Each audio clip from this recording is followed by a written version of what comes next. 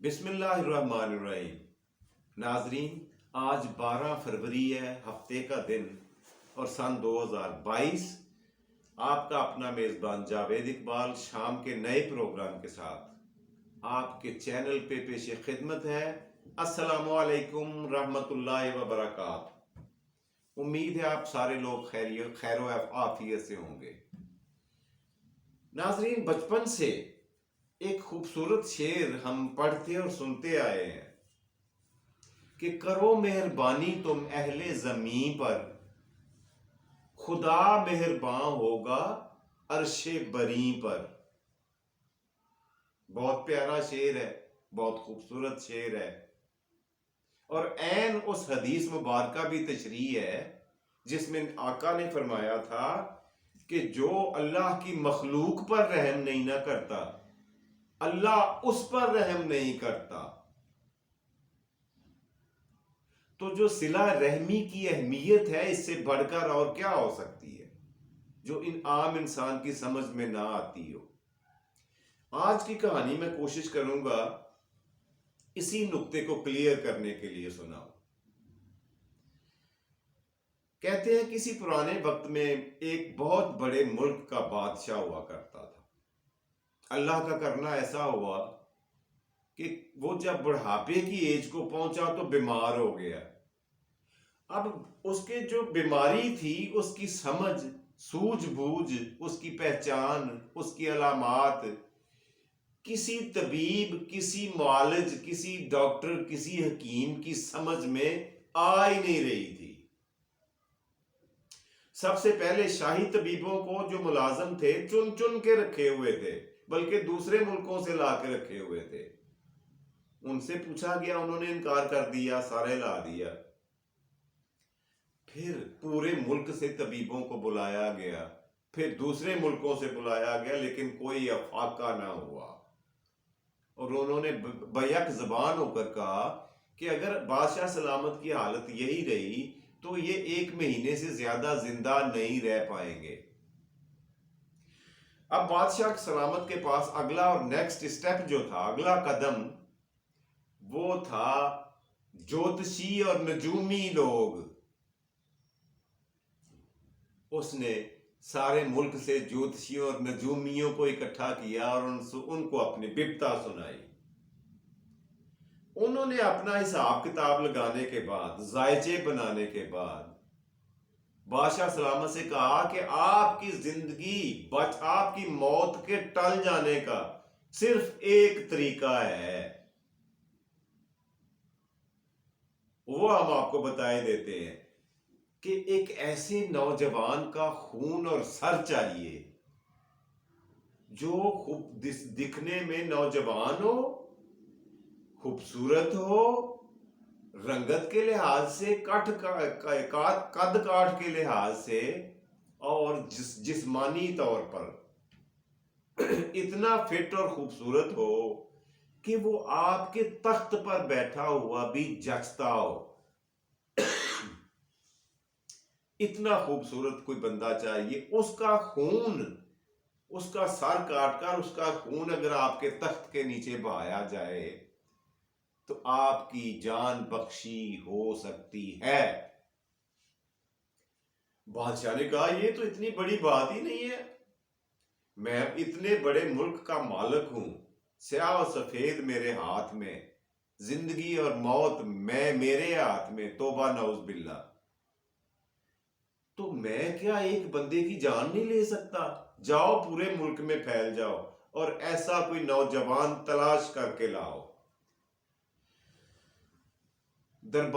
شاہی دربار کے ملازمین کی ٹولیاں نکل پڑی، بڑے بڑے گروپس اور گروہ نکل پڑے، پورے ملک میں پھیل گئے، اور آخرکار چند ہی دنوں میں انہوں نے ایک ایسے نوجوان کو تلاش کر لیا جس میں یہ ساری خوبیاں موجود تھیں۔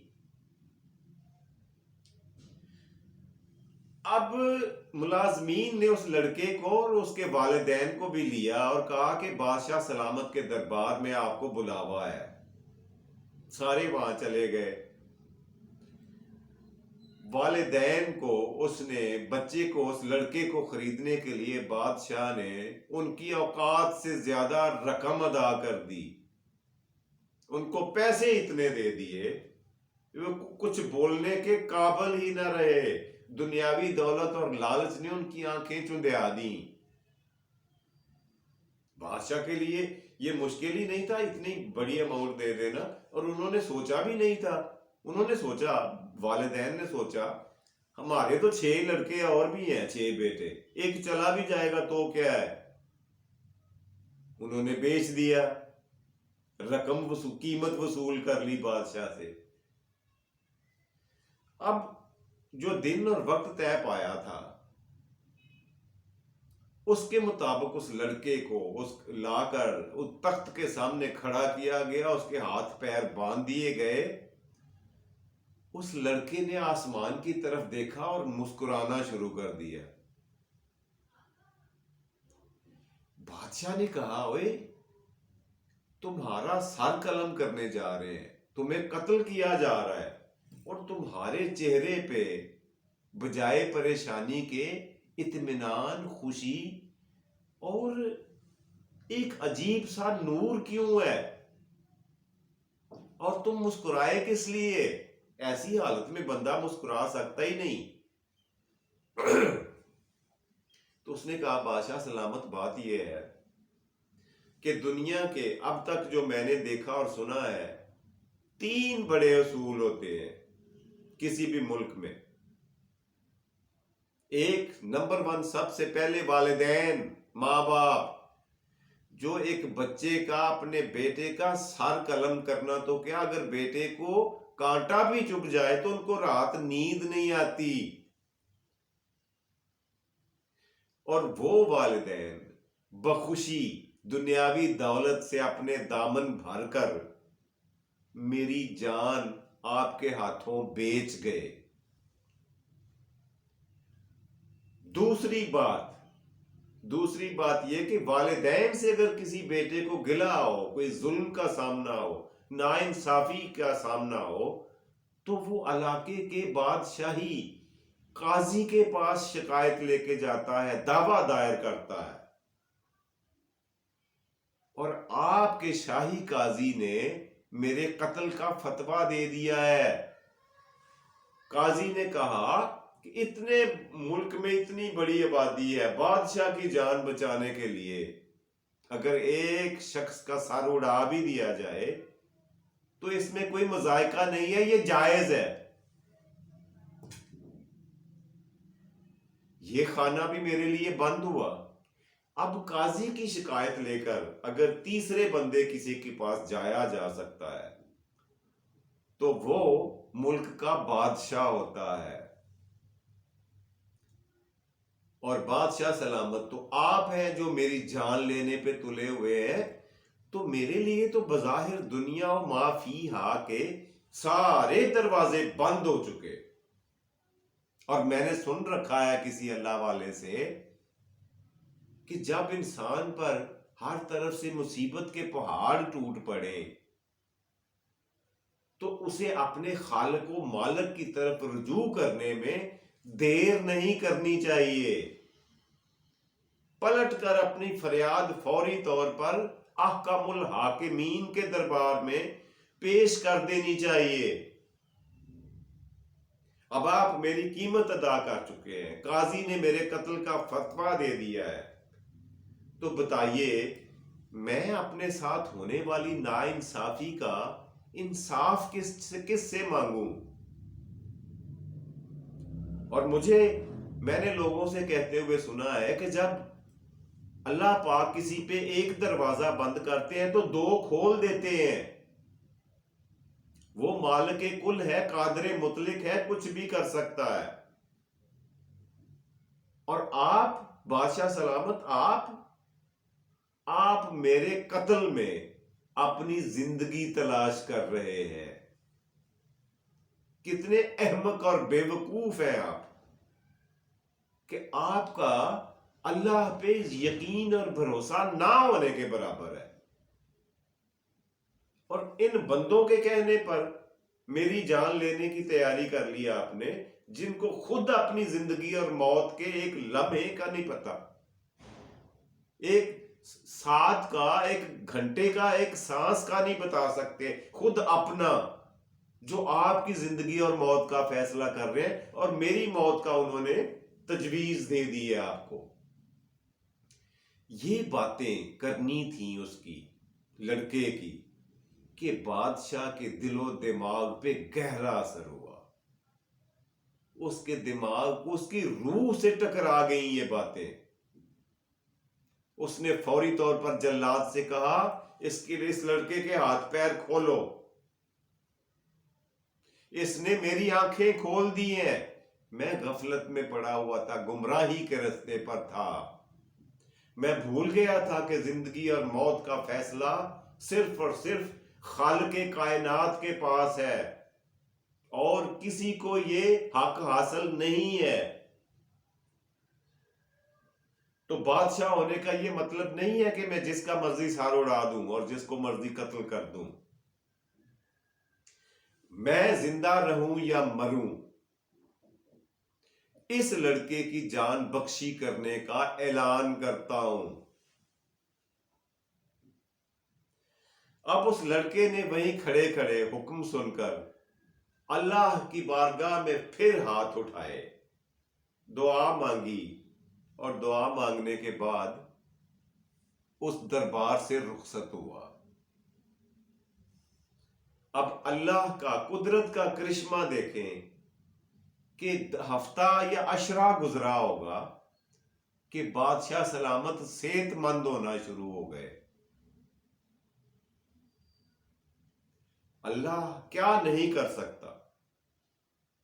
جب وہ صحت مند ہونا شروع ہوئے تو دربار کے سارے ملازمین، وزراء، سفیر، جتنے طبیب، حکیم، نجومی، جوتشی تھے، سب نے اپنے منہ میں انگشت بدنداں تھے، مارے حیرت کے اپنے دانتوں سے اپنی انگلیاں چبا رہے تھے کہ یہ سب ہوا کیسے؟ یہ ہوا ہے اللہ کے موجود اور سامع ہونے کا مدلل جواب اور ثبوت، کہ اللہ سنتا ہے، آنکھیں نہیں ہیں لیکن دیکھتا ہے، کان نہیں ہے مگر سنتا ہے، زبان نہیں رکھتا مگر بولتا ہے، اس لیے کہ وہ آنکھوں کا، کانوں کا، زبان کا محتاج نہیں ہے،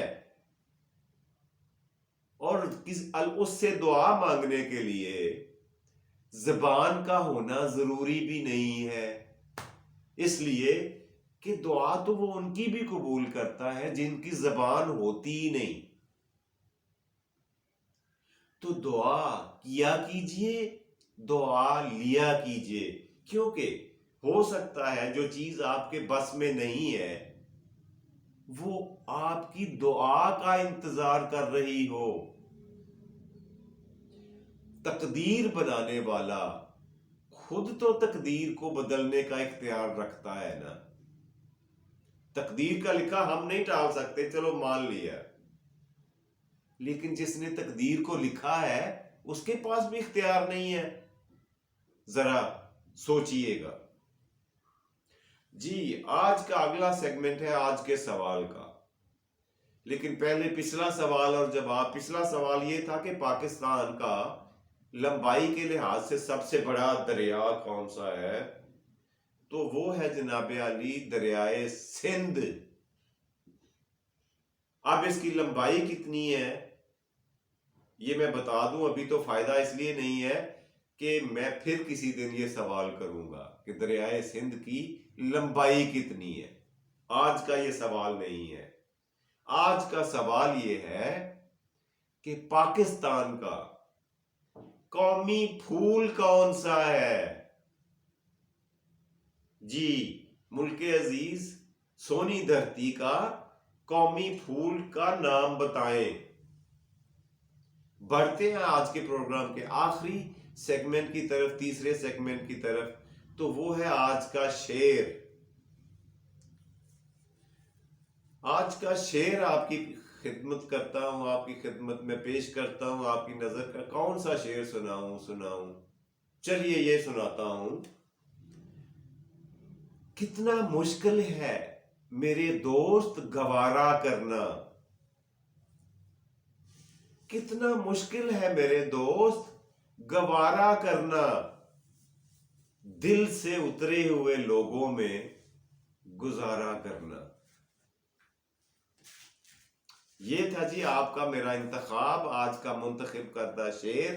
اس کے ساتھ ہی آج کے پروگرام کا خاتمہ کرتے ہیں۔ آپ سے اجازت لیتا ہوں، اپنا اور اپنے پیاروں کا ڈھیر سارا خیال رکھیے گا۔ اللہ نگہبان۔